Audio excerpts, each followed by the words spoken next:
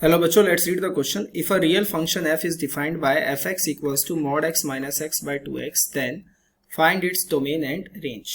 तो इसका domain and range हमें बताना है. इसमें आइए हम अपना की कॉन्सेप्ट देखते हैं. की कॉन्सेप्ट यहाँ पे हमारे पास क्या होगा? Modulus function. ये आपको ध्यान रखना है, मॉडुलस फंक्शन.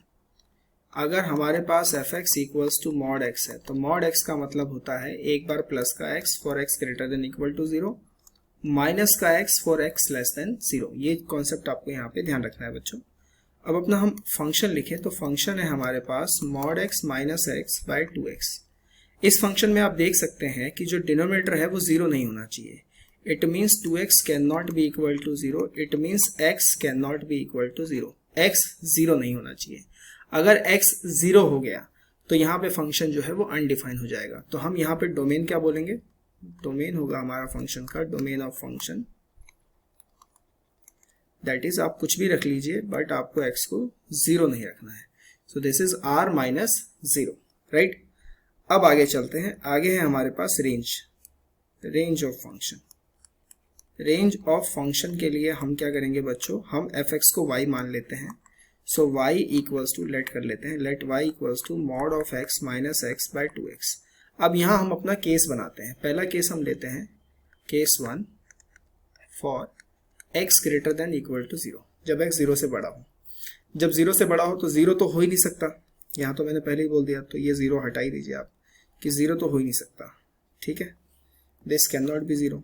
तो अगर 0 से बड़ा है तो मॉड x किस में खुलेगा? मॉड x हमारा प्लस x में खुलेगा, minus x by 2x. That is y equal to 0 by something, and 0 by something हमारे पास क्या हो जाएगा? 0 हो जाएगा, राइट. तो इस केस में हमारे पास y क्या आएगा? y always belongs to 0. तो यहाँ तो रेंज हमारी इस ग्रेटर देन वैल्यू के लिए क्या हो गई? 0 हो गई हमेशा. केस 2 ले लेते हैं, व्हेन x लेस देन 0. जब x लेस देन 0 होगा तो मॉड x माइनस x में खुलेगा, माइनस x बाय 2x.